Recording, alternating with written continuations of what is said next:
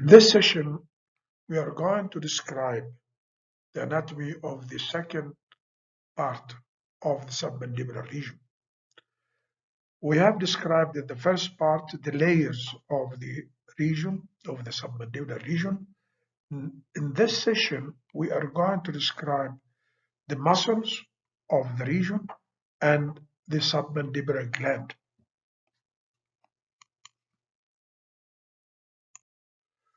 The first muscle is the digastric muscle, and that muscle is formed of two bellies, anterior and posterior, which lie below the mandible. The origin for the posterior belly is from the mastoid notch of the temporal bone, the inner surface, which pass, and then that belly will go downwards and forwards to meet with the anterior belly, which originates from the digastric fossa at the base of the mandible on each side of the middle line, and that one will go downwards and backwards to meet the other one.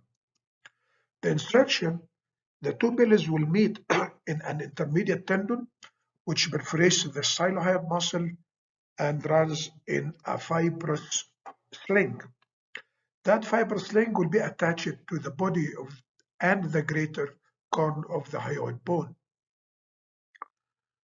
Now, the nerve supply of that muscle, the anterior belly takes supply from the mylohyoid branch of the inferior alveolar nerve, which is a branch of the mandibular. Of the posterior belly will be supplied by a branch from the facial nerve. The different innervation of the two parts reflects their embryological development from the first arch, the anterior belly, and the second arch, the posterior belly. The action of the digastric is to depress the mandible, elevate the hyoid bone. The posterior bellies are especially active during swallowing and deglutition. Now, that muscle is one of the muscles which you need to know the relations of such muscle.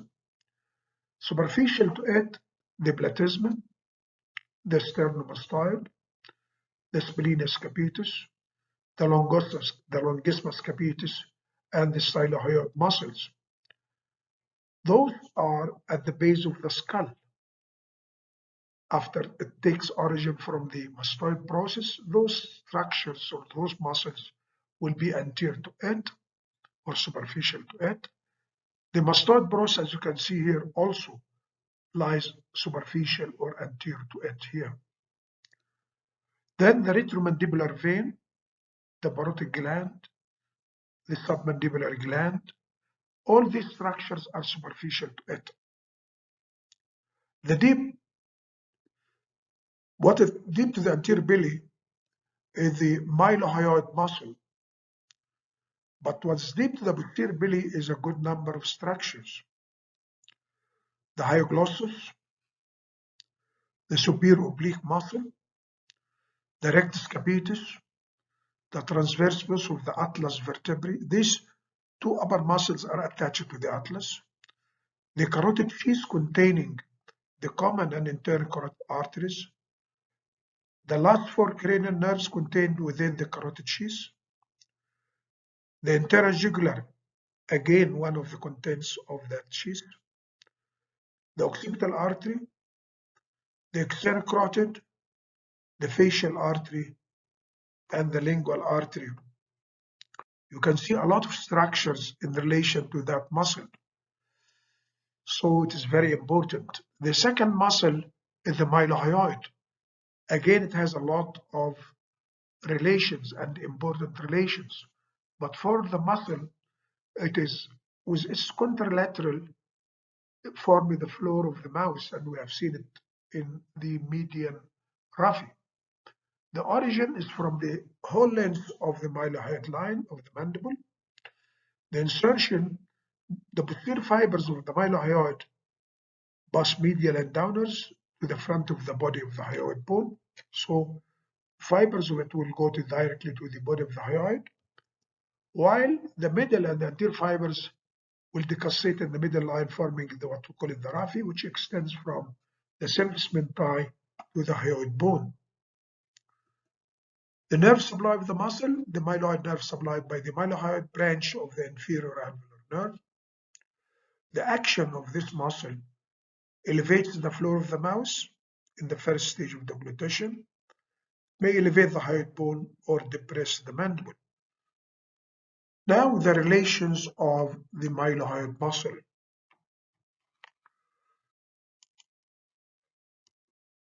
The superficial structure to that muscle are the skin, superficial fascia, and the platysma, as we have described in the layers of that region early in the first part.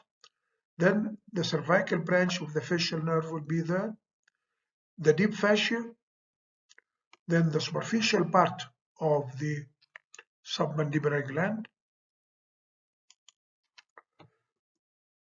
the submental lymph nodes, the mylohyoid nerve and vessels lying on the outer surface of the mylohyoid muscle, the submental vessels and the facial vessels, and the anterior belly of digastric will be also superficial to that muscle. When come to the deep structures to the mylohyoid, there will be that in the mylohyoid muscle here, will be the genioglottis muscle, the geniohyoid muscle, the hyoglossus muscle, this muscle here, will be deep to it, the three muscles. The third part of the lingual artery, this actually the first part, then the second part will be deep to the hyglossus. The third part will be along the anterior border of the hyglossus muscle, but deep to the mylohyoid.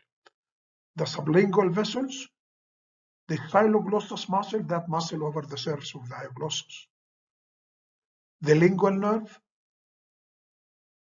the hypoglossal nerve, the deep part, and the duct of the submandibular gland. The submandibular ganglion, which lies here attached to the lingual nerve. The suprahyoid vessels will be there. You can see a lot of important structures are deep to the mylohyoid. So that's why it's an important muscle during any surgery. To reflect that muscle, you should be taking care of all these structures. The sublingual gland also will be deep to it. Now, the hyoglossus muscle, another important muscle in the same region, that is the hyglossus. The origin from the whole length of the greater corn of the hyoid bone, the front of the body of the same bone, the insertion but vertically upwards to enter the side of the tongue between the styloglossus laterally and the inferior longitudinal muscle, one of the intrinsic muscles of the tongue medially. It goes between these two muscles. Its fibers will even extend to the other side of the tongue. Nerve supply will be the hypoglossal nerve. The action, it depresses the tongue. That is the main action. Then the important part again is the relations of this hyoglossus muscle. That is the hyoglossus muscle over here. The superficial structures will be mainly those structures deep to the mylohyoid, which are the tendon of the digastric, which you can see here. That is the tendon. The styloglossus muscle, which you have seen it many times superficial to that muscle. The stylohyoid, which join the posterior belly of the digastric. The mylohyoid muscle itself will be superficial to it. The sublingual gland, the deep lingual vein, which is not shown here. The sublingual vessels also not shown. The lingual nerve will be deep to it. The hypoglossal nerve will be deep again. The deep part and the duct of the submandibular gland. The submandibular ganglion again, which you have seen in the previous specimen. So these are most of the structures deep to the mylohyoid with the suprahyoid vessels. The structures deep to it, deep to that muscle, will be the stylopharyngeus muscle. We have seen it very close to the glossopharyngeal nerve. The second part of the lingual artery, as we said, will be deep to that muscle, which divide it into three parts: before the muscle, deep to the muscle, and after the muscle. The stylohyoid ligament, which is not shown here, it has been shown in another diagram. The genioglossus again, and the geniohyoid, which is deep to both the mylohyoid and the hypoglossus. The middle constrictor, which form the wall of the pharynx. Now, let's describe the submandibular gland. That is the submandibular gland here in a diagram. And here it is removed to show the relation of the gland. That gland consists of two parts: a superficial part, which is superficial to the mylohyoid, that is the mylohyoid. It curves around the posterior border of that muscle, the superficial curve, to become the deep part of the gland, that is the deep part of the gland. And the both, as we said, continuous with each other with the posterior border of that muscle, the mylohyoid muscle. That is the parts of the submandibular gland. The superficial part lies in the digastric triangle, as we have seen it. The surfaces of that gland, it has a lateral surface related to the body of the mandible. We have seen the submandibular fossa. The inferior surface, that is the inferior surface, which is subcutaneous. And this is the one here on the cadaveric specimen here. And this is the medial surface, which is related to the body, to the mylohyoid muscle, which is the medial surface. The relation of that gland, the medial surface starting with it, which lies over both the mylohyoid and the hypoglossus, related to the mylohyoid, separated by, that is the mylohyoid nerve and vessels, the submental and facial vessels, that is in the front. In the posterior part is related to the hypoglossus. As we said, it lies over the hypoglossus and the mylohyoid. That is the hypoglossus here.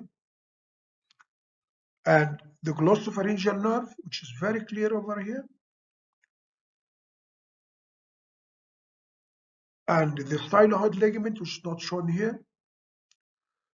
The intermediate part, which is related to the hypoglossus, is separated from the hypoglossus by the styloglossus muscle, the lingual nerve,